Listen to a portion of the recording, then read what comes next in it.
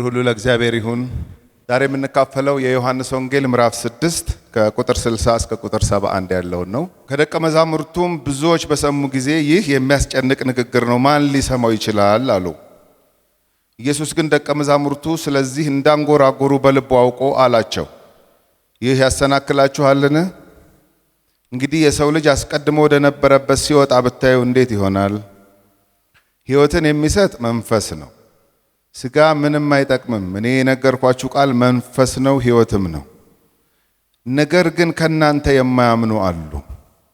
ኢየሱስ የማያምኑት እነማን እንደሆኑ አሳልፎ የሚሰጠውም ማን እንደሆነ ከመጀመሪያ ያውቅ ነበርና፣ ደግሞ ስለዚህ አልኋችሁ፣ ከአብ የተሰጠው ካልሆነ ወደ እኔ ሊመጣ የሚችል የለም። ከዚህም የተነሳ ከደቀ መዛሙርቱ ብዙዎች ወደ ኋላ ተመለሱ፣ ወደፊትም ከእርሱ ጋር አልሄዱ። ኢየሱስም ለ12ቱ እናንተ ደግሞ ልትሄዱ ትወዳላችሁን? አለ። ስምዖን ጴጥሮስ ጌታ ሆይ ወደ ማን እንሄዳለን? አንተ የዘላለም ሕይወት ቃል አለህ። እኛስ አንተ ክርስቶስ የሕያው የእግዚአብሔር ልጅ እንደሆንህ አምነናል አውቀናልም ብሎ መለሰለት። ኢየሱስም እኔ እናንተን 12ታችሁን የመረጥኳችሁ አይደለምን? ከናንተም አንዱ ዲያብሎስ ነው ብሎ መለሰላቸው። ስለ ስምዖንም ልጅ ስለ አስቆሮቱ ይሁዳ ተናገረ፣ ከ12ቱ አንዱ የሆነ እርሱ አሳልፎ የሰጠው ዘንድ አለውና። ዮሐንስ ወንጌል ምዕራፍ 6 ሲጀምር በትንሹ ወንዶች ብቻ ተቆጥረው 5000 ሰዎች ኢየሱስን መከተል ጀመሩ ብሎ ይጀምርና ሲጨርስ ግን 12 ብቻ ካጠገቡ እንደነበሩ ይናገራል። እንደ ኪሳራ ይመስላል ይሄ ምዕራፍ። በሰው እንትን ስታስቡት 5000 ተከታይ ካገኘ 5000 + 12 ማለት ትችላላችሁ። ተከታይ ካገኘ በኋላ ምዕራፉ ሲያበቃ ግን በሙሉ ሄደው የቀሩት መጨረሻ 12 ብቻ። ከነሱም አንዱ ማን እንደሆነ በደንብ ያውቀው ነበረ ኢየሱስ ይላል ስለ ይሁዳ ሲናገርና፣ እንደዚህም አለ እንዴ የማጣራት አይነት ነገር አለ ማለት ነው። ሰው ለተለያየ ዓላማ ጌታ ኢየሱስን ሊከተል ይችል ነበር ማለት ነው። ዛሬም እንደዛ ሊሆን ይችላል። የምናገርበት የመልእክቴ ርዕስ ኢየሱስን ከመከተል ዞር ማንለው ለምንድን ነው የሚል ጥያቄ ነው ርዕሱ። ኢየሱስን ከመከተል ዞር ማንለው ለምንድን ነው? ምክንያታችን ጠንካራ ከሆነ ረጅም ያስኬደናል፣ እስከ መጨረሻ ያስኬደናል። ምክንያታችን ደካማ ከሆነ ግን በየፌርማታው መንጠባጠብ ሊገጥም ይችላል። ለምሳሌ እኩል ጌታን ተቀብለን አብረን በእግዚአብሔር ቤት ውስጥ እየኖርን እያለን ድንገት ሰዎች ባክስላይድ ያደርጋሉ። አንዳንዴ የትዳር ጓደኛ እንደውም አልሄድም ቸርች ሊል ይችላል። አንቺ ሂጂ፣ ወይም ደግሞ ሚስት አልሄድም ልትል ትችላለች። ጎረምሳ ልጆች በቃ እኔ አልሄድም ምናምን ሊሉ ይችላል። አፒታይት ሊያጡ ይችላሉ። ስለ መንፈሳዊ ነገር፣ ስለ ጌታ ነገር ጭልጥ ብለው ዓለም ውስጥ ሊገቡ ዓለማዊ ሊሆኑ ይችላል።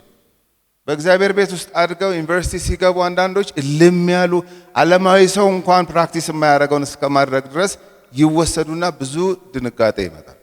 የቅርብ ሰው እንዲህ ሲሆን ደግሞ ፈተናው የዋዛ አይደለም፣ አብሮ ላለ ሰው ማለት ነው። ይፈትናል። ምንድን ነው ማድረግ ያለብኝ? እንደዚህም አለ ማለት ነው ብለን ለራሳችን ሁሉ የምንሰጋባቸው አጋጣሚዎች ሊፈጠሩ ይችላሉ። ሆኖ ያውቃል መጽሐፍ ቅዱሳችን ላይ። ዮሐንስ በዚህ በወንጌል ውስጥ ረጅም ቁጥር የሰጠው ለምዕራፍ 6 ነው። 71 ቁጥር ያለው ዮሐንስ ወንጌል ላይ ብፈልግ አጣው። 21 ምዕራፍ ነው ያለው። ከ21 ምዕራፍ ውስጥ 27 ቁጥር 34 ቁጥር ምናምን እንደዚህ ናቸው ብዙዎቹ። የተወሰነ ነው 50 ቤት የሚገባ ራሱ። 71 ቁጥር በጣም ሰፊ። ስለዚህ እኔ የመጨረሻውን ፓርት ነው ሆነ ያነበብኩት፣ አብረን ያነበብነው ማለት ነው። ከዛ በፊት ያለውን ነገር ትንሽ ለመዳሰስ እንሞክር፣ መንደርደር ጥሩ ስለሆነ ማለት ነው። ጌታ ኢየሱስ ክርስቶስ ይሄ ቅፍርናሆም ነው የሆነው። ከዞረባቸው ከተማዎች አንደኛዋ ቅፍርናሆም ናት። ቅፍርናሆም ለኢየሱስ እንደ ስቴሽን ነች።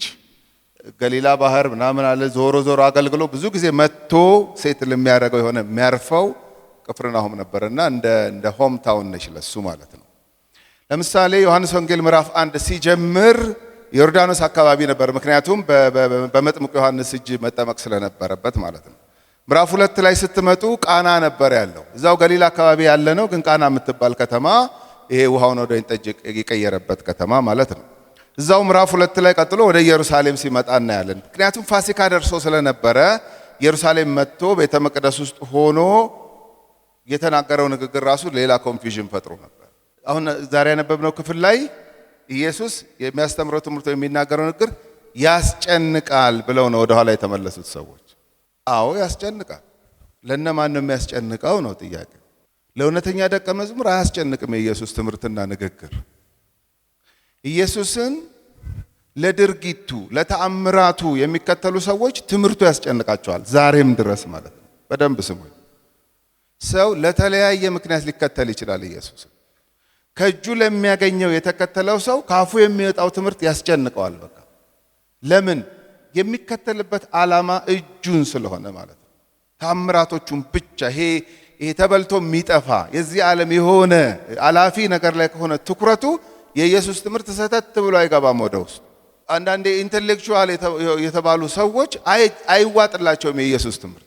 ይሄ እንኳን ይላሉ በቃ ለምን? ከነሱ አስተሳሰብ ጋር አብሮ ስለማይሄድ ብቻ ማለት ነው። ስለዚህ ጌታ ኢየሱስ ክርስቶስ በተለያየ ቦታ የሚያደርጋቸው ነገሮች አሉ፣ የሚያስተምረውን ትምህርት አለ። ለምሳሌ እዚህ ዮሐንስ ወንጌል ምዕራፍ 2 ቁጥር 13 ጀምሮ ስትመለከቱ ከዚህ ከሰርግ ቤት ተአምር በኋላ ፋሲካ ደርሶ ነበር፣ ወደ ኢየሩሳሌም ገባ ይልና በመቅደስ ውስጥ ሆኖ አንድ ንግግር ተናገረ። ያገኛትን አጋጣሚ ከመስቀሉ ጋር አገናኝቶ መናገር ስራው ነው። ኢየሱስ ክብር ለጌታ ይሁን።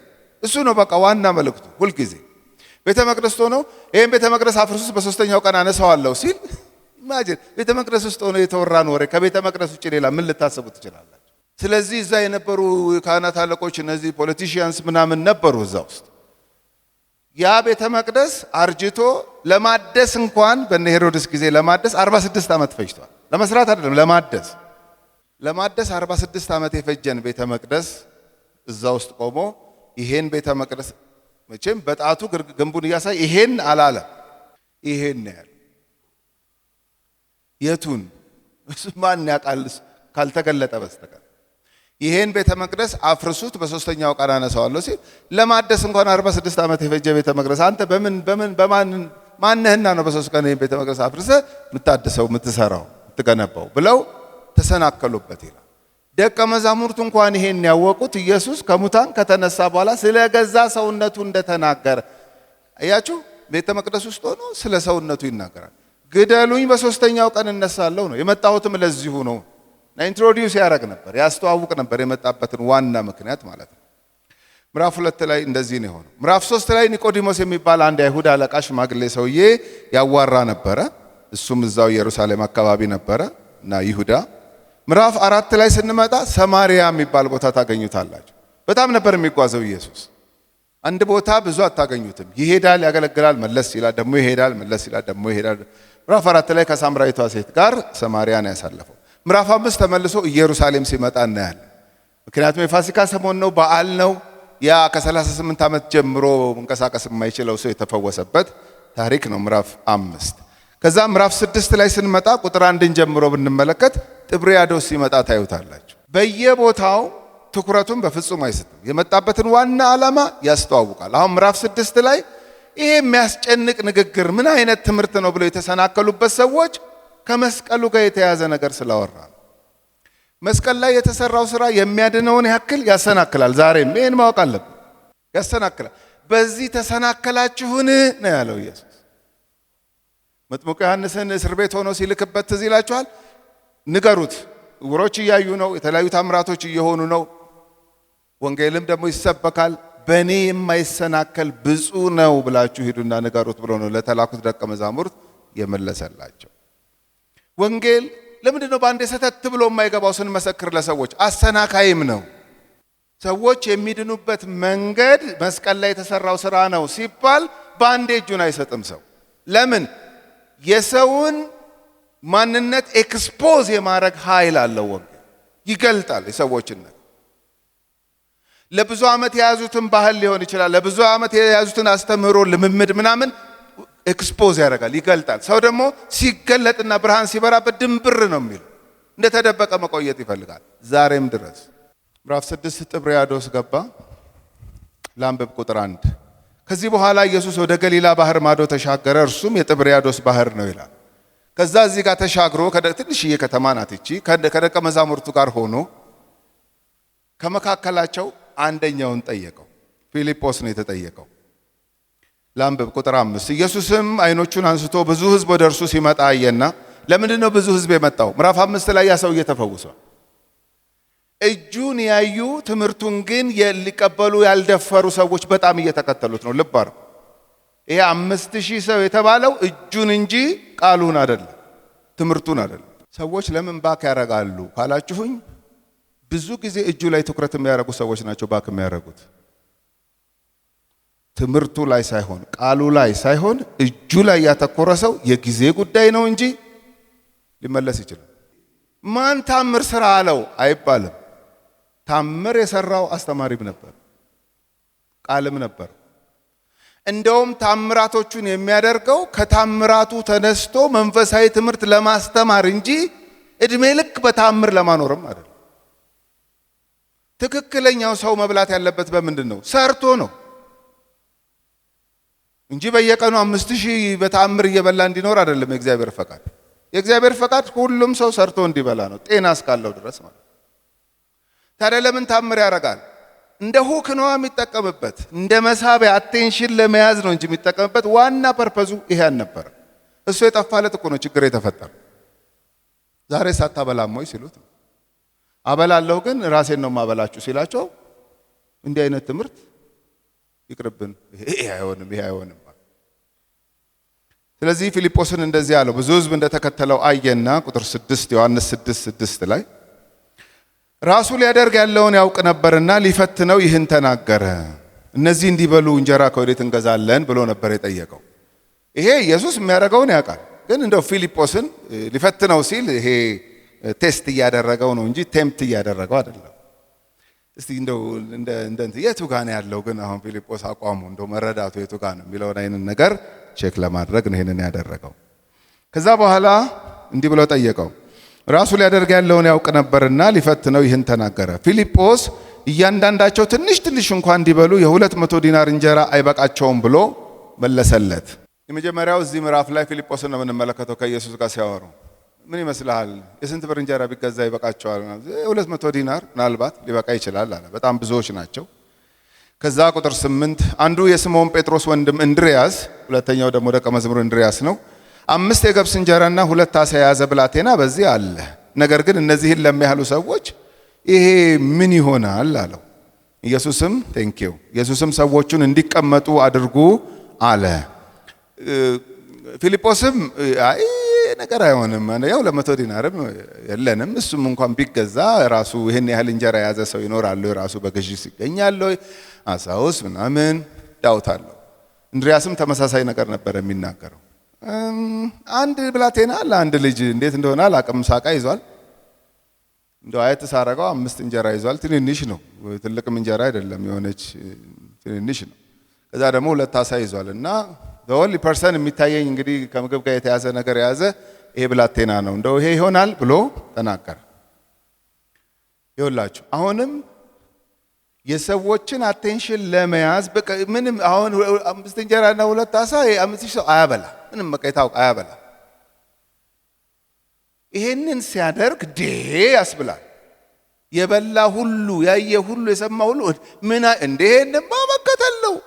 እኔ እንደውም በላቤ ይሄው ስንት ዓመት ደክሜን በቃ ዝም ብሎ እየተከተሉ መኖር ነው ሊሉ እንዲወስኑ አድርጓቸዋል። ይሄ ታምራት ማለት ነው። ስለዚህ ኢየሱስ አምጡት አለ። ኢየሱስ ሰዎቹን እንዲቀመጡ አድርጎ አለ። በዚያም ስፍራ ብዙ ሳር ነበረበት፣ ወንዶችም ተቀመጡ፣ ቁጥራቸውም 5000 የሚያህል። እንግዲህ ሴቶቹን ሕፃናትን ሲጨምሩ 10 ምናምን ይገባል። ኢየሱስም እንጀራውን ያዘ፣ አመስግኖም ለደቀ መዛሙርቱ ሰጠ፣ ደቀ መዛሙርቱም ለተቀመጡት ሰዎች ሰጧቸው፣ እንዲሁም ከዓሣው በፈለጉት መጠን። ከጠገቡም በኋላ ደቀ መዛሙርቱን አንድ ስንኳ እንዳይጠፋ የተረፈውን ቁርስራሽ አከማቹ አላቸው። ስለዚህ አከማቹ። ከበሉትም ከ5 የገብስ እንጀራ የተረፈውን ቁርስራሽ 12 መሶብ ሞሉ። ከዚህ የተነሳ ሰዎች ኢየሱስ ያደረገውን ምልክት ባዩ ጊዜ ይህ በእውነት ወደ ዓለም የሚመጣው ነቢይ ነው አሉ። ኖ መሲህ ነው እሱ። ነቢይ አይደለም ነው፣ ግን ከዚህ ያልፋል።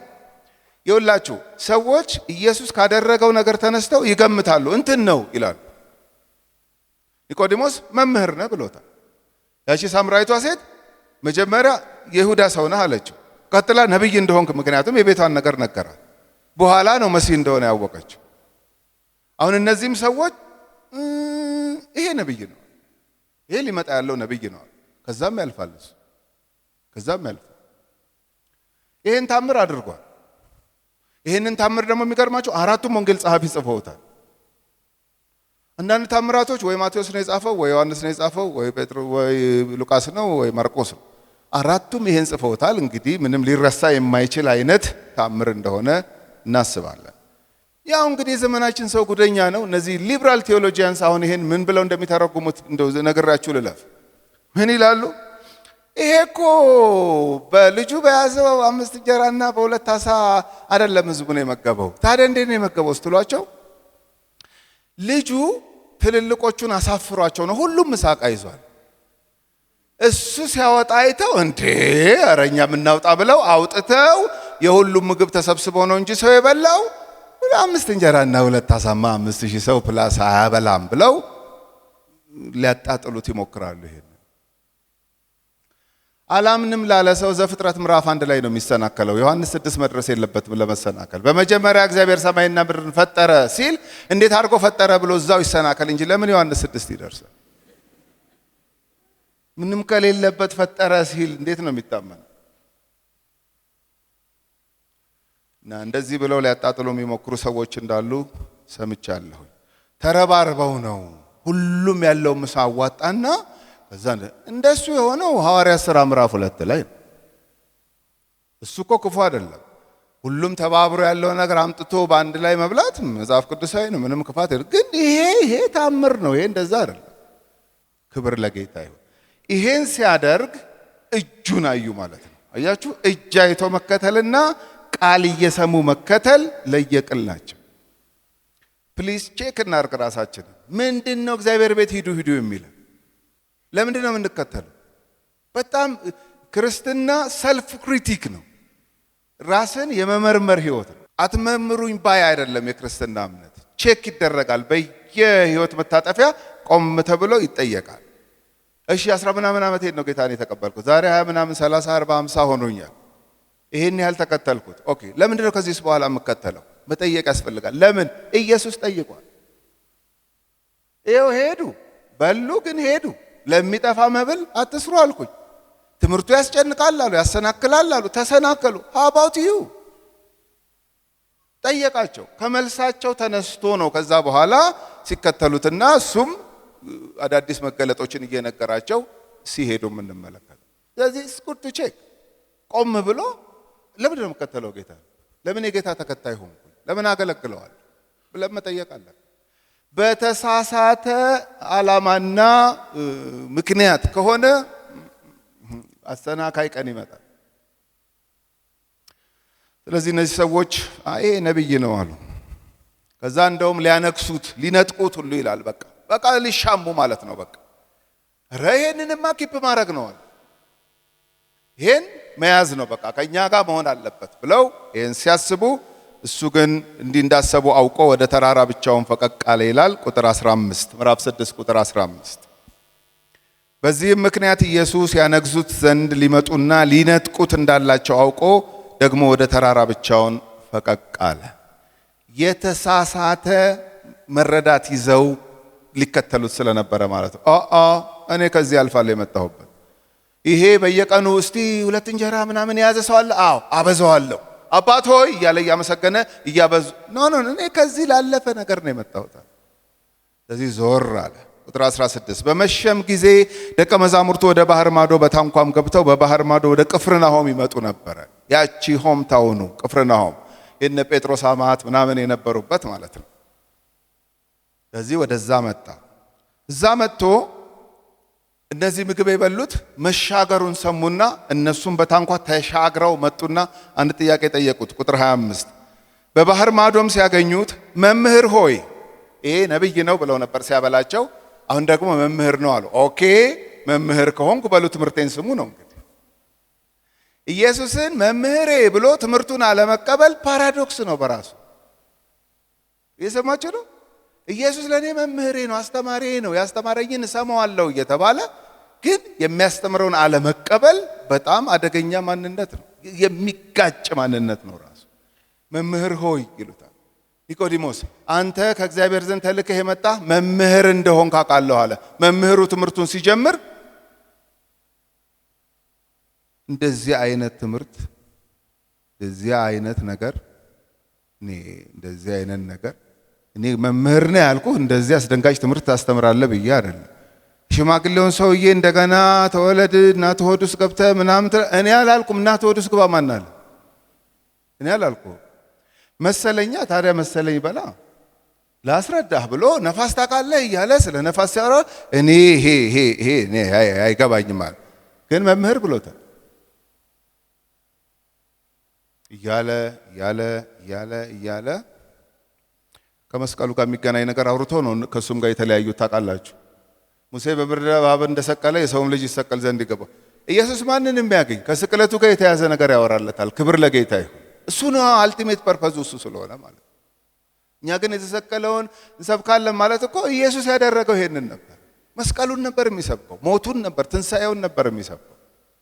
ስለዚህ መምህር ሆይ ወደዚህ መቼ መጣህ አሉት። በሰው ልብ ውስጥ ያለውን ሙልጭ አርጎ ስለሚያውቅ ዮሐንስ ወንጌል ምዕራፍ 2 ላይ ስለ ሰው ማንም ሊነግረው አያስፈልገውም ነበር። ኢየሱስ ሁሉንም ያውቃቸዋል።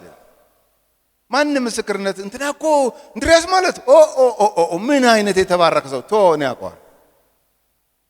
ይሁዳ እኮ ይሁዳንቶ እኔ ያውቀዋል። አሁንም እነዚህ ሰዎች ተሻገረ ሄደ ሲባል እንዴ የምግብ ሪቫይቫል ጀምሮ ወዴት ነው የሚሄደው? እንደዚህ አይነት ነገር አለ እንዴ? እኛ ደስ ብሎን ገና 5000 ልንጨምርለት ከዛም ደግሞ ከሌላ ሰፈር 5000 አስቧት። መንደር ናት፣ ትንሽ ሰፈር እኮ ናት። ትንሽ ሰፈር ውስጥ 5000 ማግኘት እኮ ታምር። 5000 ኢየሩሳሌም ቢያገኝ እሺ ብዙ ህዝብ አለ። ከትንሽ መንደር 5000 ማግኘት ራሱ ያጓጓል። ኢየሱስ ሆኖ አልተታለለም እንጂ በጣም እኮ ያጓጓል። ከዚህ ትንሽ ሰፈር 5000 አግኝተ ነው የሚያስብል ነው። ግን ምን ዋጋ አለው ስለ መስቀሉ የማያውቅ 5000? ወደዚህ መቼ መጣ አሉት። መጣን እኮ ተከትለን ማይሆን ነገር አስለምደህ። ኢየሱስም መልሶ እውነት እውነት እላችኋለሁ የምትፈልጉኝ እንጀራን ስለበላችሁና ስለጠገባችሁ ነው እንጂ ምልክቶችን ስላያችሁ አይደለም። ኦፍ ኮርስ ስለበሉና ስለጠገቡ ነው እንዴ። የሆድ ነገር እኮ በጣም ሲሪየስ እኮ ለዛ ነው የመጣ ነው አሉት። ቀጠለ ቁጥር 27 ለሚጠፋ መብል አትስሩ። የሚጠፋ መብል ያበላቸው ራሱ አይደለም ወይ? መንደርደሪያ ነዋ። ይኸውላችሁ ኢየሱስ የሰው አይን ያበራና እንዴ ያ ሰው አይኑ በራ ሲባል እኔ የዓለም ብርሃን ነኝ ብሎ ይቀይረዋል። ከዚህ ያልፋል የመጣሁበት መንገድ ዓላማው ከዚህ ያልፋል ይላቸዋል። ምግብ ያበላና እኔ የህይወት እንጀራ ነኝ ይላል። ይሄ የሚያስጨንቅ ነገር መጣ ይላል። ቲቸር ብለውት ቲቸር አስጨናቂ ያለ ምን ልበለውሽ ታዲያው በቃ ስለበላችሁ ነውና ለሚጠፋ መብል አትስሩ። ነገር ግን ለዘላለም ህይወት ለሚኖር እቺ በጣም ወሳኝ ቃል ናት። እኔ በዘላለም ህይወት አምናለሁ አይደል ያልነው መጨረሻ እንትን አረግ ወይም ስንኝ ለዘላለም ህይወት ለሚኖር መብል የሰው ልጅ ለሚሰጣችሁ ስሩ፣ እርሱን እግዚአብሔር አብ አትሞታልና። እንግዲህ የእግዚአብሔርን ስራ እንድንሰራ ምን እናድርግ አሉት። በጣም ወሳኝ ጥያቄ ነው የጠየቁት። እግዚአብሔር የሚፈልገው ምንድን ነው ከኛ? ምን እንስራ እስቲ ንገረን። በቃ ጥሩ ተገናኘን አይደለ? እግዚአብሔር ዘንድ የመጣሁ ነኝ ትላለህ፣ መሲህ ነኝ ትላለህ፣ ነቢይ ነኝ፣ መምህር ነኝ ትላለህ። እሺ ሁን፣ በቃ ከእጅህ አይተናል። እስቲ ደግሞ ትምህርቶችህን እስቲ ደግሞ እንስማ አሉና እስቲ እግዚአብሔር ከኛ የሚፈልገው ምንድን ነው አሉና የእግዚአብሔርን ስራ እንድንሰራ ምን እናድርግ አሉት። አጭር መልስ ቁጥር 29 ኢየሱስ መልሶ ይህ የእግዚአብሔር ስራ እርሱ በላከው እንድታምኑ ነው አላቸው። አለቀ። ወንጌል ይሄን። አሜን። አሁን ይሄ እንዴት ሰው ይተናነቀዋል? ይተናነቀዋል እንጂ ምክንያቱም በሱ በማመን ነው የዘላለም ህይወት ያለው ሲባል ለብዙ ጊዜ የዘላለም ህይወት አገኝበታለሁ ብሎ የያዘውን ነገር ነው የሚንድበት። ወይም ደግሞ የዘላለም ህይወት የሚባል ነገር የለም ሰው ይኖራል ከዛ ይሞታል የሚል አስተሳሰብ ለረጅም ጊዜ ስለያዘ እሱን ይገልጥበታል፣ ኤክስፖዝ ያደርግበታል። ከዚህ የተነሳ በቃ ቁጣ ይለዋል፣ ይናደዳል፣ ምናምን። እንደናንተ እንዳይመስላችሁ። እናንተ ደስ እንደሚላችሁ ደጋግማችሁ ብትሉት እንደማይሰለቻችሁ አይደለም። ለአንዳንድ ሰዎች ይናደዳሉ። ወንጌል የመግለጥ ባህሪ ያለው ይሄ የሰውን ፍልስፍና ፍንትው አድርጎ ነው የሚገልጥ። የአጋንንትን አስተሳሰብ አሰራር ሰው ጭንቅላት ውስጥ ጥቅጥቅ አድርጎ ለዘመናት የተቀጠቀውን ሐሳብ የመግለጥ ባህሪ ያለው። ስለዚህ እነዚህ ሰዎች አሁን እሺ እግዚአብሔርን ስራ እንድንሰራ ምን እንላለን? በላከው በልጁ ማመን ነው፣ በቃ ሌላ ምንም አይጠበቅባችሁም አላቸው። እነዚህ እየተነጋገሩ ያለው ቁጥር 32 ኢየሱስም እውነት እላችኋለሁ እውነተኛ እንጀራ ከሰማይ የሚሰጣችሁ አባቴ ነው እንጂ ከሰማይ እንጀራ የሚሰጣችሁ ሙሴ አይደል። ይኸውልህ እስቲ አንድ ድገም እሺ በቃ እስቲ አንድ የሆነ ምልክት ይሄ ከሚበላ ነገር ጋር በቃ ተለክፈዋል በሚበላ ነገር። በጣም እኮ አስቸጋሪ ነገር እኮ ነው። በቃ ይሄ የኢየሱስ ትምህርት እኮ ካልበራ አልበራም ነው። በቃ መገለጥ እውነት በቃ መገለጥ እዛው ምግብ አካባቢ አሁን ፈሪሳውያን መጥተው የሚከራከሩት ብዙ ከምግብ ጋር የተያዘ ነው። ይሄው ደቀ መዛሙርት እጃቸውን ሳይታጠቡ በሉ ነው በቃ ጭቅጭቁ በሉ ሊበሉ ነው ምናምን በሰንበት እሸት ቀጠፉ። እዛው ምግብ ተራ ነው። በቃ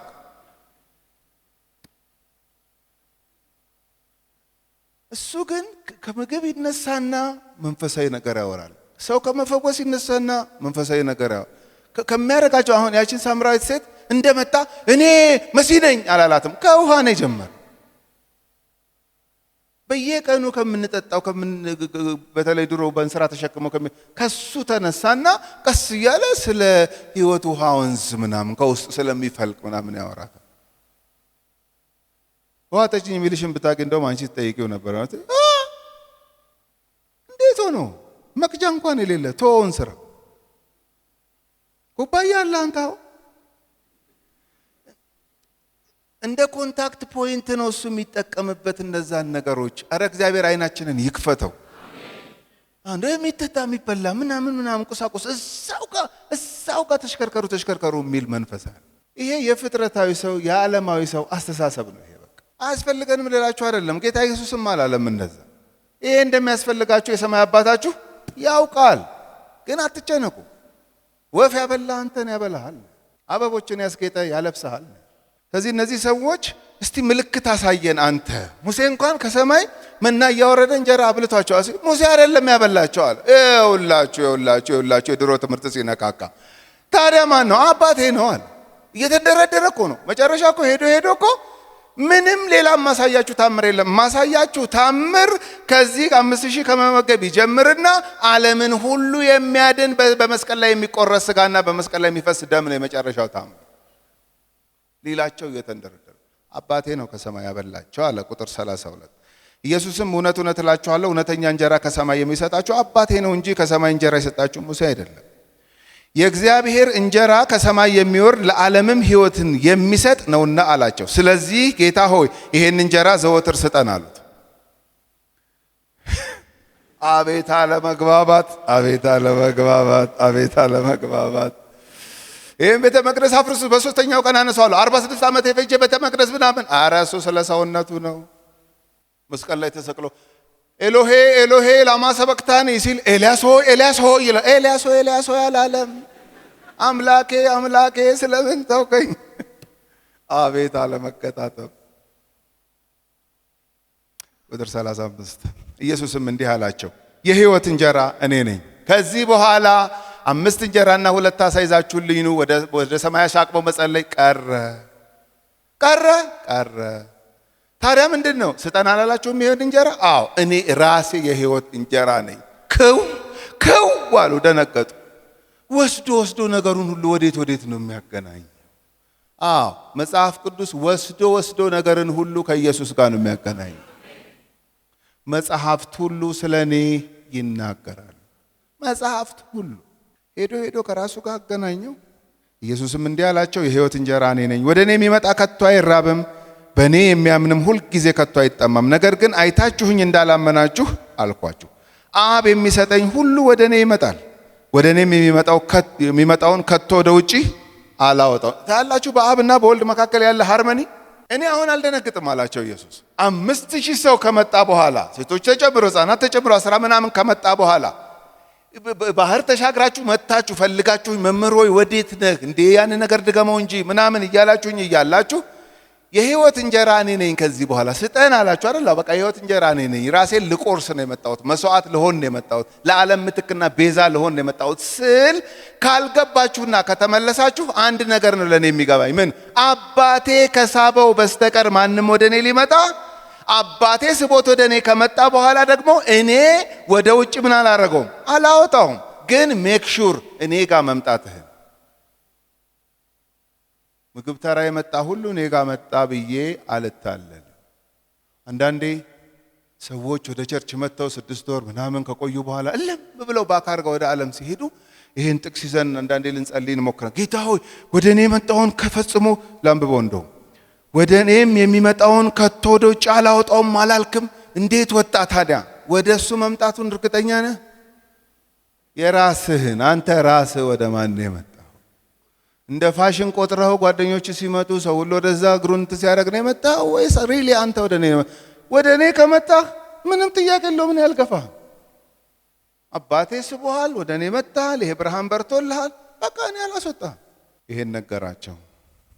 ቁጥር 40 ልጅንም አይቶ በእርሱ የሚያምን ሁሉ የዘላለምን ሕይወት እንዲያገኝ የአባቴ ፈቃድ ይህ ነው፣ እኔም በመጨረሻው ቀን አስነሳዋለሁ።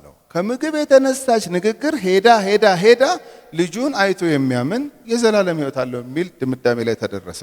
አሁን ቁጥር 41 በደንብ በቃ ምላሽ ሊሰጡ ሲሞክሩ እናያለን። አይ አሳሳት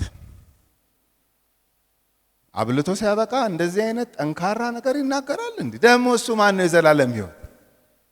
ከዛ ውስጥ አንዳንዱ የዘላለም ሕይወት እንዳለ ሁሉ አያምንም። ከሰዱቃውያን ወገን ሊሆኑ ይችላሉ አንዳንዶቹ። ምንድነው የዘላለም ሕይወት? የምድሩን ባሳመረል በቅጡ በበላው በቅጡ በጠጣው ደግሞ ገና ላላየሁት ዓለም የዘላለም ምናምን አረ አይሆንም። ቁጥር 41 እንግዲህ አይሁድ ከሰማይ የወረደ እንጀራ እኔ ነኝ ስላለ ስለ እርሱ አንጎራጎሩና፣ አሁን በቃ ሚናቸውን መለየት ጀመሩ። ለቅድም ያልኩት ማንጎራጎር ይሄ ማንጎራጎር ወይ በቅጡ አሰሙት ወይ ጸጥ አላሉ። በሁለቱ መሃል የሚደረግ እንትን ማለት ነው። እንብላ ይላል እንደገና ብሉ ይላል እንደገና የለም ይላል። ይሄ ነው ማንጎራጎር። እንደዚህ ነው። ኢየሱስ ፊት አንጎራጎሩ፣ በልባቸው አሰቡ፣ ጮክ ብለው ተናገሩ። ምንም ያውቀዋል፣ ችግር የለበትም። አንጎራጎሩና እንደዚህ ያሉ። ከዛ ደግሞ ቀጠሉና ደግሞ ከሰማይ መጣ፣ ከሰማይ የሚወርድ እንጀራ ምናምን አባቴ በሰማይ እሱ ልኮኝ ምናምን ማን ነው እንዳናቀው? አባቱንና እናቱን የምናውቃቸው ይሄ ዮሴፍ ልጅ ኢየሱስ አይደለምን? እስከ 30 ዓመቱ እኮ ደህና ነበር። ምንድነው የነካው 30 ዓመቱ ላይ ማለት ነው? ይሄ ለፍጥረታዊ ሰው ከዚህ ውጪ ምንም ሊል አይችልም። ገብቷቸዋል። በሰላም ሲገባ ሲወጣ ምናምን 12 ዓመቱ ቤተ መቅደስ አይተውታል ምናምን በጣም ኩል የሆነ ወጣት ነው። 30 ዓመቱ ላይ ብድግ አለና እኔ እኮ አሁን ከእናንተ ስጋ ባድግም እኮ እዚህ ባድግም እኮ የጋሽ እንትና ልጅ እንትና ልጅ ምናምን ምትሉኝ አይደለም። እና የማን እኔ ከሰማይ አንተ እንዲህ ነው የተሰናከሉበት። ኢየሱስን ማወቅ መገለጥ ነው። አሜን። እኔ አይደለም ያልኩት፣ ጌታ ኢየሱስ ራሱ ነው የተናገረው። ጴጥሮስን ማን ይሉኛል ምናምን ብሎ ጠየቀና ይሄን የገለጠልህ ማን ነው? የሰማይ አባት እግዚአብሔር ነው የገለጠልህ። መገለጥ ተሰናከሉበት። እናቱ ከልጅ አባቱ አናውቀዋለን። ምን ሆኖ ነው እንደዚህ የሚናገረዋል? ቁጥር 43 ኢየሱስ መለሰ አላቸውም እርስ በርሳችሁ አታንጎራጉሩ። አያችሁ፣ እርስ በርስ ነው ያንጎራጎሩት። ደግሞ እኮ በታንኳ ተሻግሬ መምጣቴ እዚህ ድረስ ደህና ሰው መስሎኝ ምን ያለ ነገር ነው ባካችሁ፣ አታንጎራጉሩ አለ። ምን አይነት ዲተርሚኔሽን እንደሆነ ይገርመኛል። በቃ አሁን ከሚናገረው ነገር የተነሳ እኮ ከተሰናከሉ እኮ 12 ብቻ ሊቀረው ነው። ይቅራ። በመስቀል ላይ የሚሰራላቸውን ስራ በቅጡ የማያውቁ 5000 ወይም 10000 ከሚያስከትል በቅጡ የሚያውቁ 12 አይሻል? እርስ በርሳችሁ እንዲህ ያላችሁ አታንጎራጉሩ። የላከኝ አብ ከሳበው በቀር ወደ እኔ ሊመጣ የሚችል የለም፣ እኔም በመጨረሻው ቀን አስነሳዋለሁ። ስለ መጨረሻ ነገር እያሰባችሁ ተከተሉኝ ነው እያለ። ስለሚጠፋ መብል አትከተሉኝ። አረ ከዛ ያልፋል ይዤ የመጣሁት መንግስት፣ አረ ፕሊስ ነው እያላችሁ። ከዛ እንደዚህ አለ። አንድ ጥቅስ ጠቀሰ። ከትንቢተ ኢሳይያስ ምዕራፍ 54 ቁጥር 13 ላይ የተጠቀሰ ጥቅስ ነው። ሁሉም ከእግዚአብሔር የተማሩ ይሆናሉ ተብሎ በነቢያት ተጽፏል። እንግዲህ ከአብ የሰማ የተማረም ሁሉ ወደ እኔ ይመጣል። አብን ያየ ማንም የለም ከእግዚአብሔር ከሆነ በቀር እርሱ አብን አይቷል። እውነት እውነት እላችኋለሁ በእኔ የሚያምን የዘላለም ሕይወት አለው። የሕይወት እንጀራ እኔ ነኝ። አባቶቻችሁ በምድረ በዳ መና በሉ ሞቱም። አለቀ በቃ ሞቱ። ሰው ከእርሱ በልቶ እንዳይሞት ከሰማይ አሁን የወረደ እንጀራ ይህ ነው። ከሰማይ የወረደ ሕያው እንጀራ እኔ ነኝ። ሰው ከዚህ እንጀራ ቢበላ ለዘላለም ይኖራል። እኔም ስለ ዓለም ሕይወት የምሰጠው እንጀራ ሥጋዬ ነው። ጭራሽ ግልጽ አረገው። ከሰማይ የወረደ እንጀራ እኔ ነኝ ሲል ቆየና ሥጋዬ ነው እሱን የበላ ነው የዘላለም ሕይወት የሚኖረው ሲል ያሁኑ ባሰ ነው ያሉት። ታዲያ እሺ ይሄ ሁሉ ሰው ሲሰናከል እነዚህ አጠገቡ ያሉት እንዴት ገባቸው? ኢሳይያስ ምዕራፍ 54 ቁጥር 13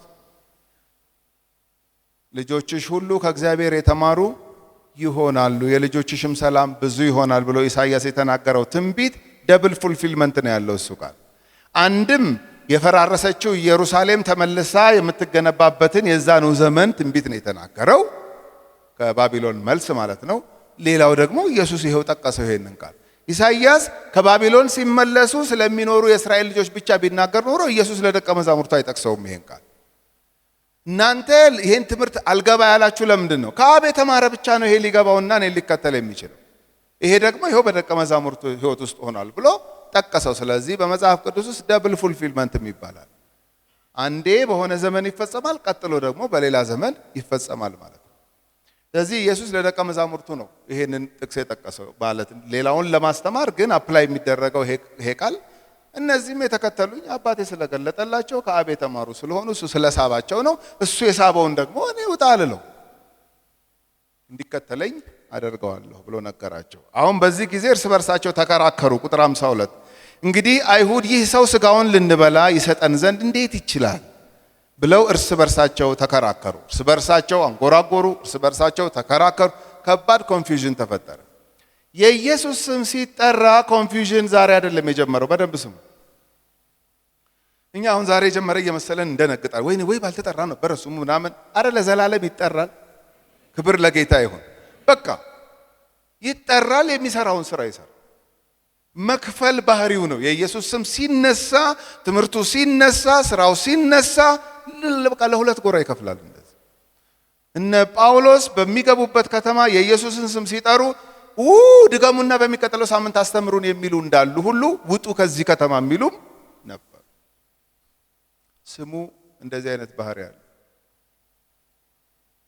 የማዕዘን ድንጋይ ነው። ወይ መደምደሚያ ይሆንለታል ላመነው ሰው፣ ወይ መሰናከያ ይሆናል ላላመነው ሰው ማለት። መዓት ስም ሲጠራ ምንም አይመስለውም ሰው። መዓት ስም ሲጠራ ይሄ ስም እስቲ ይጠራ፣ የዚህ ስም ማንነት፣ የዚህ ስም ስራ እስቲ ይጠራ፣ በቃ ጫጫታ ይነሳ። ዛሬ የጀመረ አይደለም ይሄ። ስለዚህ ምን ማለቱ ነው ብሎ እርስ በርሳቸው ተከራከሩ። ስለዚህ ኢየሱስ እንዲህ አላቸው፣ እውነት እውነት እላችኋለሁ የሰውን ልጅ ሥጋ ካልበላችሁ። በደንብ ክሊር እያደረገው መጣ። አሳና እንጀራ ጀምረህ ወደ ሥጋ ተወስደዋለህ፣ ያውም ወደ ሰው ሥጋ የሚያስብል ግን የሚያወራው ነገር መንፈሳዊ ሚኒንግ ነው ያለው። እነሱ ሊትራሊ ነው የሚያስቡት። በቃ ቡጭቅ ከዚህ ጋር ቡጭቅ ከዚህ ጋር ቡጭቅ ከዚህ ጋር ቡጭቅ ከእግሩ ጋር ቡጭቅ እያደረጉ ብሉ የተባለው አይደለም። ይሄ ቬሪ እንደዚህ እንዴት ይሆናል? ግን እንዲህ ሊትራሊ ነበር የሚወስዱት እነሱ። ኒቆዲሞስም እኮ የተቸገረው በዚህ ነበር። ዳግመኛ ልትወለዱ ያስፈልጋችኋል አለዚያ የዘላለም ሕይወት አታገኙም ሲለው ቶሎ ሊትራሊ ወሰደውና እናቴ ወር ተመልሼ እኔ ከመንፈስ ስለመወለድ ነው የማወራሃል። ምንድነው ደግሞ ከመንፈስ መወለድ? የሰው ልጅ ሥጋ ካልበላችሁ ደሙንም ካልጠጣችሁ በራሳችሁ ሕይወት የላችሁም። ሥጋዬን የሚበላ ደሜንም የሚጠጣ የዘላለም ሕይወት አለው። እርፍ! እንዴት እንዲህ ትላለህ? ሥጋ ወደሙ እንደዚህ የወሰደ ምናምን ይባላል እንደ ሀገራችንም ላይ እንዴ? እንደዛማ ከሆነ ይሁዳም ወስዷል። ፋሲካ ሲከበር እንኩ ይሄ ለአዲስ ኪዳን የሚቆረስ ሥጋዬ ነው፣ ይሄ የሚፈስ ደሜ ነው እያለ ሲሰጥ ፓርቴከር ነበር፣ ወስዷል እዛ ውስጥ። አረ ለምን አልዳነም? እምነት ነው የሚቀድመው፣ ማመን ነው የሚቀድመው። ያመነውን ነው እኮ ፕራክቲካሊ የምናሳየው እንጂ ያላመንከውን ያንን ብትካፈሉ እየተሯሯጡ መካፈል ነው ታዲያ በወራ እንደየመት ይሄን ጠቅሰው ሰዎች ይሄ ቅዱስ ቁርባን ነው ይላሉ። ኖ ኖ ኖ ይሄ ኢየሱስ መስቀል ላይ የሚቆርሰው ስጋና የሚያፈሰው ደም ምን እንደሆነ ቀድሞ የተናገረበት እንደ ፕሪዲክሽን ቀድሞ የተናገረበት ክፍል ነው። እንደውም ስለ ቅዱስ ቁርባን እናንሳ ከተባለ የሚመቸው ማቴዎስ 26 ፋሲካን ሲያከብሩ ሁል ጊዜ ፋሲካ ሲከበር የሚያስቡት ወደ ኋላ ነው። አባቶቻችን ከግብጽ ባርነት የተሻገሩበት ይያሉ የዛን ቀን ምን አረገ ሶስተኛው ፋሲካ ላይ ከነሱ ጋር ሲያከብር ከዚህ በኋላ ወደ ኋላ እናስብን ፋሲካን ስናስብ ታዲያ ወደፊት አምጡ ብሎ ቂጣውን ቆርሶ ይሄ ስለናንተ የሚቆረስ የአዲስ ኪዳን ስጋዬ ነው እንኩ ብሉት። ይሄ ደግሞ ስለናንተ የሚፈስ የአዲስ ኪዳን ምን ማለት ነው? ፋሲካ የብሉይ ኪዳን በዓል ነበረ። እኔ ግን በአዲስ ኪዳን በዚህ ምን አድርጌዋለሁ? ቀይ እሱም ስቲል ሲምቦሊክ ነው። ሐሙስ ፋሲካን ሲያከብር ይሄን ሰጥቷቸው አርብ ፕራክቲካሊ ስጋው በመስቀል ላይ ተቆረሰ፣ ደሙ በመስቀል ላይ ፈሰሰ። ስለዚህ ትልቁ መልእክት ምንድነው? ኢየሱስ ላንተ ቤዛ መሆኑን ታምናለህ ሆይ ነው እንጂ የጌታ እራት መካፈል ብቻውን የዘላለም ሕይወት አይሰጥም። መስቀል ላይ የተሰራውን ስራ ሳያምን ይሄን ቢካፈልና ቢለማመድ ሚኒንግለስ ነው የሚሆነው። ዛሬም እኮ አሉ ሰዎች እኮ ቅዱስ ቁርባን በደንብ አድርገው ይወስዳሉ፣ ግን ኢየሱስ ላንተ ሞቶልሃል ሲባል አይ እኔ አላምንም ይላል። ምንድን ይሰራልሃል ታዲያ ቅዱስ ቁርባን? ስለዚህ ይሄን ነገራቸው። ስጋዬን የበላ ደሜን የጠጣ የዘላለም ሕይወት አለው ብሎ ፍርጥም ብሎ ነገራቸው። ምኩራብ ውስጥ ነው ይሄ የሆነው። በቅፍርናሆም ሲያስተምር ይላል ቁጥር 59 ይህን በምኩራብ አለ። እንግዲህ የካህናት አለቆች ምናምን ፈሪሳውያን ብዙ ሰዎች አሉ ማለት ነው ይሄንን ሲናገር። ቁጥር 60 ከደቀ መዛሙርቱም ብዙዎች በሰሙ ጊዜ ይላል። አያችሁ ያንጎራጎሩት ምናምን ይሄ ክራውዱ ነው 5000 ምናምን የነበረው ነው። ነገሩ ጭራሽ ሲሪየስ እየሆነ መጣና ከሆነ ጊዜ ጀምሮ ከ12 ውጪ ማለት ነው ጠጋ እያሉ እየተከተሉ የነበሩ ሰዎችም ቻሌንጅድ ሆኑ በዚህ ትምህርቱ ማለት ነው። ስለዚህ እንዲህ ይላል ከደቀ መዛሙርቱ ብዙዎች በሰሙ ጊዜ ይህ የሚያስጨንቅ ንግግር ነው፣ ማን ሊሰማው ይችላል አሉ። በማለት ብቻ አላቆሙም፣ ተመለሱም ይላል ቁጥር 66 ላይ። ከዚህም የተነሳ ከደቀ መዛሙርቱ ብዙዎች ወደ ኋላ ተመለሱ። ደቀ መዝሙር ይመለሳል? የስ ይመለሳል። እንዴት? የእውነት ደቀ መዝሙር አይደለም፣ የእውነት አይደለም። እነሱ ክሌም ያደርጋሉ። ሰው ሲጠይቃቸው ምናልባት ራሱ አንተ ኢየሱስ ተከታይ ነህ? አዎ። እንዴ ስንት ቀኔ ስንት ዓመቴ? እኔ እኮ ትውልዴ እንትን ነው፣ እሱን ስከተል እኮ ነው ወንዝ ሲሻገር እንትን ሲያደርግ ስከታተል እኮ ነው ያለሁት ያለ ሁሉ ምልስ። ይሄ ያስደነግጣል። ቅድም ስጀምር ያልኩት አብረውን ሲያመልኩ የነበሩ የትዳር ጓደኛ፣ ጎረቤት፣ ዘመድ፣ የሥራ ባልደረባ ድንገት ባክስ ላይ ሲያደርጉ ክው እንላለን። እውነተኛ ደቀ መዝሙር ካልሆነ በየፌርማታው መንጠባጠባል። ለዚህ ነው ሁልጊዜ ቼክ ማድረግ። ለምንድን ነው ግን እኔ የምከተል? ይሄ የሚያስጨንቅ ንግግር ነው ብለው ተመለሱ ይላል። በጣም የሚገርመኝ የሚያስጨንቅ ንግግር ነው ብለው የሄዱት ግን ወደሚያስጨንቅ ዓለም። እኔ ባክስላይድ ስለሚያደርግ ሰው ሳስብ ወዴት ነው የሚሄደው? ዓለም አስጨናቂ ናት ለራሱ። ዓለም ውስጥ ያለ ሁሉ እኮ ተጨንቋል እኮ ራሱ ግራ ገብቶት እና ያን ቁጥር ለመጨመር ነው የሚሄደው። የተጨናቂዎችን ቁጥር ለመጨመር ነው የሚሄደው። የተሻለ እኮ ዓለም ቢሆን እሺ በተሄደ ወዴት ነው የሚሄደው? ይህ የሚያስጨንቅ ንግግር የሚያስጨንቅ ትምህርት ነው። ስጋ ራሱ ስጋ ይሄን ይበላ አይ ስጋ ይሄን ይበላ። እሱ ግን መንፈሳዊ ነገር ነበር የሚናገረው። መንፈሳዊ ነገር አይን ሲበራ ብቻ የሚሆን ነገር። ፍጥረታዊ ሰው መንፈሳዊን ሰው መመርመር አይችልም። መንፈሳዊ ሰው ነው ሁሉን መመርመር የሚችል። ስለዚህ እነዚህ ሰዎች ይሄ ነበር ችግራቸው። ኢየሱስ ግን ደቀ መዛሙርቱ ስለዚህ እንዳንጎራጎሩ በልቡ አውቆ ይላል። የነዚህ ደግሞ ድምጽም የለው፣ እሱ ግን በልቡ አወቀው። እንዲህ አላቸው፣ ይህ ያሰናክላችኋልን? በእኔ የማይሰናከል ብፁዕ ነው እያልኩ ለመጥምቁ ዮሐንስ ሁሉ ደቀ መዛሙርቱን ልኬበታለሁ። በትምህርቶቼ ውስጥ እንዳትሰናከሉ እያልኩ አስተምር ነበረ። አሰናከላችሁ? ይሄ ትምህርት የዘላለም ሕይወት የሚገኘው ስለ እናንተ በመስቀል ላይ ደሙን የሚያፈስ ሥጋውን የሚቆርስ ኢየሱስ ነው ስትባሉ ከበዳችሁ? ዛሬም ዓለም ይሄን የከበዳት። የቤተ ክርስቲያን መልእክት ደግሞ ሰው ተቀበለም አልተቀበለም ይሄ ነው የቤተ ክርስቲያን መልእክት። በቃ ይሄ ነው የቤተክርስቲያን መልእክት። አማኝ ባገኘው አጋጣሚ ይሄን ነው በቃ የሚያውጀው። እግዚአብሔር ቃል ይሄን ስለሚናገር ይሄ የሚቆጠቁጠው ነበረ፣ አሁንም አለ። እንዳደነግጡ ቅዱሳን። ከዚህ መድረክ ሌላም ትምህርት እንዳትጠብቁ ደግሞ። ኢየሱስ ያስተማረው ትምህርት ነው ከዚህ መድረክ ሊተላለፍ የሚገባ። ተሰናከላችሁን? እንግዲህ የሰው ልጅ አስቀድሞ ወደ ነበረበት ሲወጣ ብታዩ እንዴት ይሆናል? ገና እኮ ሌላ አለ። ምን? በምድር ያለውን ሚሽን ጨርሶ በእግዚአብሔር ኃይል ከሙታን ተነስቶ አይናችሁ እያየ ወደ ሰማይ ምን ያደርጋል? ከፍ ከፍ ይላል። ለምን? ሰማይ ትቀበለዋለች። ሄዶ ደግሞ እዛ ስራ ይሰራል። ስፍራ ላይ ያዘጋጅ፣ ላመኑት መኖሪያ ለዘላለም ሊያዘጋጅ ይሄዳል። እሱ ሲሆን ምን ልትሉ ነው? ገና እኮ የሚቀጥል ነገር አለ። ሚሽኑ እኮ ሲጠናቀቅ እኮ እዛም ደግሞ ስፍራ ለማዘጋጀት መሄድ አለ። ምን ልትሆኑ ነው? የዛን ጊዜ ሕይወትን የሚሰጥ መንፈስ ነው። እያቸው አሁን ሲመልሰው በቃ ነገሩን መንፈሳዊ አይን ተከፍቶ ካላየው ሊገባው አይችልም ማለት ነው። ሕይወትን የሚሰጥ መንፈስ ነው። ስጋ ምንም አይጠቅምም። እኔ የነገርኳችሁ ቃል መንፈስ ነው። ስፒሪቹዋል ሚኒንግ ይፈልጋል፣ ሕይወትም ነው። ነገር ግን ከናንተ የማያምኑ አሉ። ይሄን የማያምኑ አሉ ማለት ነው። ኢየሱስ የማያምኑት እነማን እንደሆኑ አሳልፎ የሚሰጠው ነው ማን እንደሆነ ከመጀመሪያ ያውቅ ነበርና ከብዙዎቹ አልፎ ከ12 ውስጥ ራሱ የማያምን እንዳለ ያውቃል ኢየሱስ። የሚገርመኝ ይሁዳ አንድም ቀን ለኢየሱስ ትሬት ሆኖበት አያውቅም። እየገላመጠም አያየው። ሰው ትመስላለህ። አሁን ከሰው ጋር ተቀላቅላ አብረህ ስትል ምናምን አይሎ አንተ ሚሽንህን ፈጽም፣ እኔ ሚሽኔን እፈጽማለሁ። በቃ ግን ምናልባት እነ ዮሐንስ እነ ጴጥሮስ እንዳይደነግጡ ጠቆም ያደርጋቸው ነበር ቀስ እያለ። አንድ ሰው አለ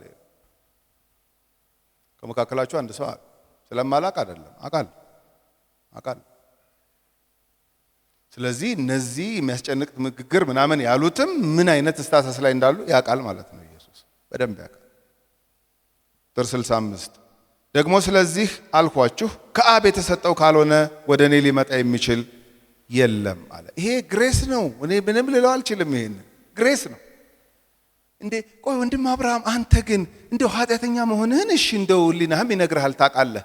ግን እንዴት ላንተ ሲል ምትክና ቤዛ ሆኖ በመስቀል ላይ የተሰቀለው ከ2000 ዓመት በፊት ኢየሱስ ነው ሲባል እንዴት አመንክ? እኔ ምን አባት ያውቃለሁ እንዴት አድርጌ እንዳመንኩኝ። ግሬስ ነው እንጂ እንዴት ገባን?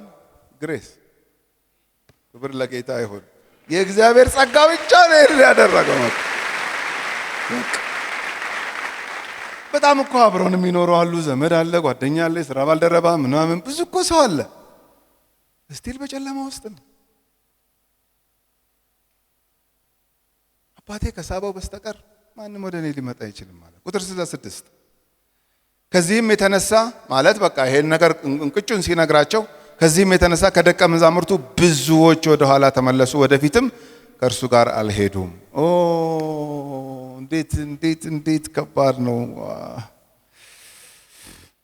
ምን ነው እጁን እንጂ ትምህርቱን አይፈልጉም።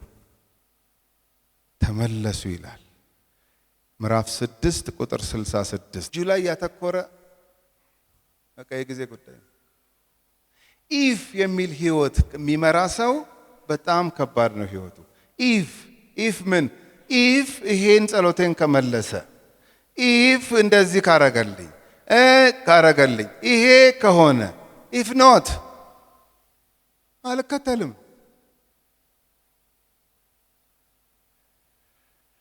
ቁጥር 67 ኢየሱስም ለ12ቱ እናንተ ደግሞ ልትሄዱ ትወዳላችሁን አለ። በጣም ከባድ ጥያቄ ነው።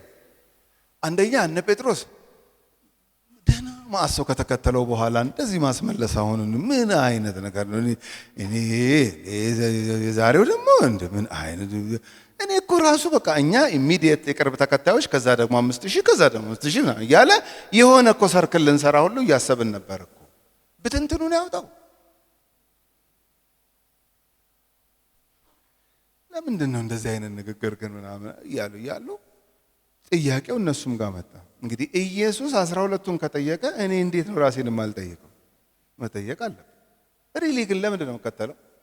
30 ምናምን ዓመት እግዚአብሔር እድሜ ከሰጠኝ 40 50 ምናምን ለምንድን ነው የምከተለው? አላይን ያደርጋል እሱ ካስተማረው ትምህርት ጋር የኔ የህይወት ፐርፐዝ ራሱ ይገናኛል የሚለው መጠየቅ አለ። ኢየሱስም ለ12ቱ እናንተ ደግሞ ልትሄዱ ትወዳላችሁን? It's your choice ንገሩኝ አላቸው። ያ ጉደኛ ጴጥሮስ ሁሉም ሲጠየቅ እሱ የሚመልሰው ነገር ወይኔ በቃ እንደው እኮ በጣም ነው ከምገረምበት እኮ ጴጥሮስን ለብቻ አልተጠየቀስ። እናንተ ነው አይደል እንዲህ ትከሻውን ይዘው አንተስ ቢለው እሺ ይመልስ። እናንተ ብሎ ሲመልስ መልሰሽ ይሄው መለሰ። መጀመሪያ እንዲህ አለ፣ ጥያቄን በጥያቄ መለሰ። እናንተ ልትሄዱ ትወዳላችሁን ነው አይደል ያልከን? አዎ። ጌታ ሆይ አለው። ራሱ ደስ ይላል ጅማሬው። ጌታ ነህ አንተ። ጌታ ሆይ ወደ ማን እንሄዳለን ሲጠይቀው ጠየቀው። እሱ እንደው አለ ወይ ራሱ መሄጃ? እንደው አንተ ራስህ አሁን ወደ ማን እንሄዳለን ማለት እኮ ወደ ፈሪሳውያን ወደ ሕግ አስተማሪዎች ይኬዳል። ከግሬስ ወደ ሕግ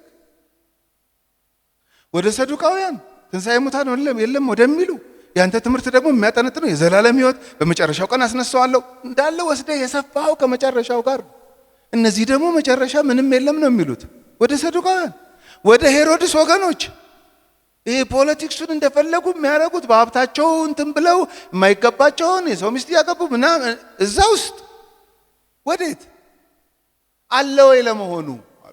አለ ብለው ወደሚያስጨንቅ ዓለም የሄዱ ደቀ መዛሙርት ነበሩ። ለነ ጴጥሮስ ግን የለም። እስቲ ቆይ አንተ ሲጠቁመን ካንተ ወዴት?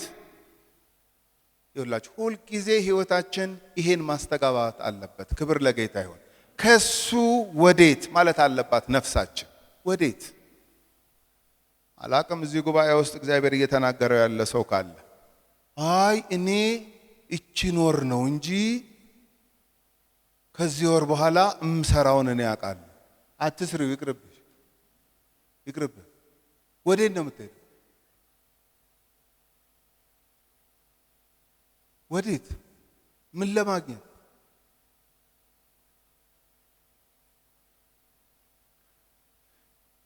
ወደ ማን እንሄዳለን?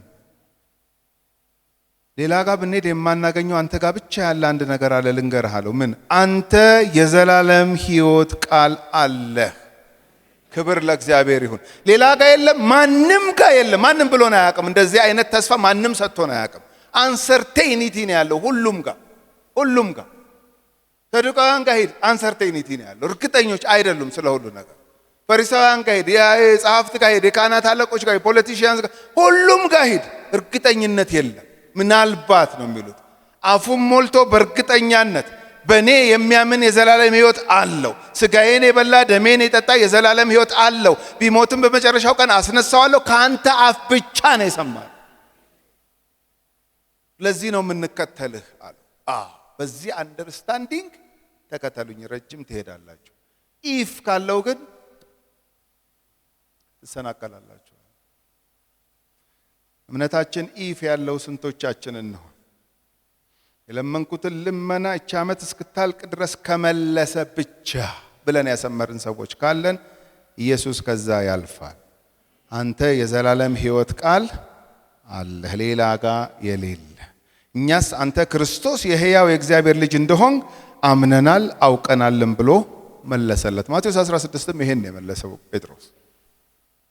ነፍሳችን ይሄን ትመሰክራለች። እኔ እንግዲህ እየተከተልኩት ነው፣ ጌታን እያገለገልኩት ነው። ለምንድን ነው የምታገለግለው? ለዝና ነው? ለመታወቅ ነው? ትክክል አይደለም። ስለምንወደው ነው መሆን ያለበት ጌታን። ለምን? ስለወደደን፣ ለእኛ ምትክና ቤዛ ስለሆነልን፣ እውነተኛ ፕሮሚስ የገባልን እሱ ብቻ ስለሆነ። ቁጥር 70 ኢየሱስም እኔ እናንተን 12ታችሁን የመረጥኳችሁ አይደለምን? ከእናንተም አንዱ ዲያብሎስ ነው ብሎ መለሰላችሁ። ዲያብሎስ ነው ሲባል እንደው በፍጥረቱ ዲያብሎስ ነው አይደለም። ዲያብሎስ ሐሳብ ይከትበታል። ሰው በፍጥረቱ የእግዚአብሔር ልክ የአፍሪካ ሀገሮች ቅኝ ግዛት እንደሚገዙት ይገዛል፣ በክፉ መንፈስ ይገዛል እንጂ በፍጥረት ዲያብሎስ መፍጠር አይችልም። መጽሐፍ ቅዱስ እንደዚህ አይነት ትምህርት የለው። መፍጠር የእግዚአብሔር ስራ ፈጥረሃልና ተብሎ አይደል የተመለከው። መፍጠር የዲያብሎስ አይደለም። ስለዚህ ዲያብሎስ ሐሳብን ያንን ፋሲካን ሲያከብሩ ቁራሽ ሲሰጠው ነው አይደለ ዲያብሎስ ሐሳብ ከተተበት አሳልፎ ስለመስጠት የሚለው። ስለዚህ አስቀድሞ ስለሱ የተጻፈ ቃል ይፈጸም ዘንድ ያ እንደሆነ ይናገራል። ከእናንተ አንዱ ዲያብሎስ ነው ሲል ሰው ዲያብሎስ ነው አንልም እኛ፣ ኢየሱስም አላለም። ስለ ስምዖን ልጅ ስለ አስቆሮቱ ይሁዳ ተናገረ። ከ12ቱ አንዱ የሆነ እርሱ አሳልፎ ይሰጠው ዘንድ አለውና። የእውነተኛ ደቀ መዛሙርትና የውሸተኛ ደቀ መዛሙርት መለያ እዚህ ይሄ ምዕራፍ ነው በደንብ የሚያሳየው። ስለዚህ ጥያቄው ወደኛ ሲመጣ ለምንድን ነው ከኢየሱስ ፊታችንን የማናዞረው? መልሱ እንዴ ስለሚያበላኝ ከሆነ ያላበላህ ስለት፣ ስለሚያጠጣኝ ከሆነ ያልጠጣን ስለት፣ ስለሚያለብሰኝ ከሆነ ያልለበስን ስለት፣ የለመንኩትን ወዲያው ስለሚያረግልኝ ያላረገ ስለት፣ ስታመም የሚፈውሰኝ ስለሆነ ያልፈወሰ ስለት። እናትህ ታመመች ወይም አባትህ ታመም፣ ጸለይክ አልተፈወሰ፣ ታዲያ እሱን ካልፈወሰ ምን ዋጋ አለው ሚል ከሆነ እምነትህ ወደ ኋላ መንሸራተትና መሰናከል ሊመጣ ነው ማለት ነው። ኢየሱስን ከመከተል ዘወር የማንለው የዘላለም ሕይወት ቃል ያለው እሱ ብቻ ስለሆነ ነው። ክብር ለእግዚአብሔር ይሁን። ይሄ ነው የወንጌል እውነት ነው።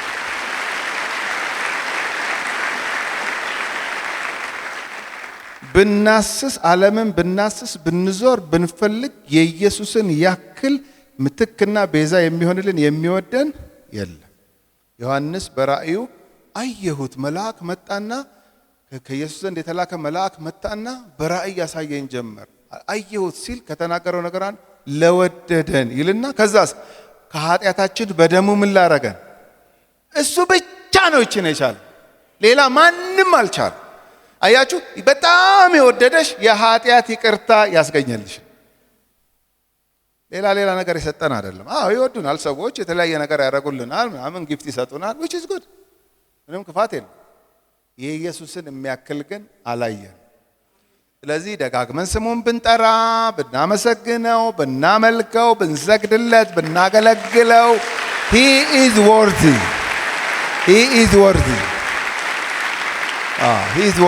ወርዝ የማያረጉ ሌሎችን ለኢየሱስ የሚገባውን አንሰጣቸው።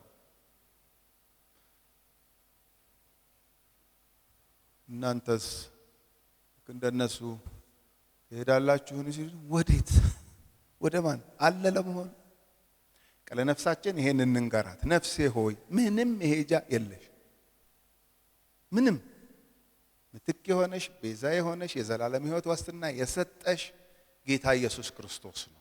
ደስ እያለሽ እሱን አምልኪ፣ ደስ እያለሽ እሱን አገልግይ፣ ደስ እያለሽ ስለሱ ተናገሪ፣ መስክሪ ብለን ነፍሳችንን ይሄን ፊድ ልናረጋት ልንመግባት ይገባል።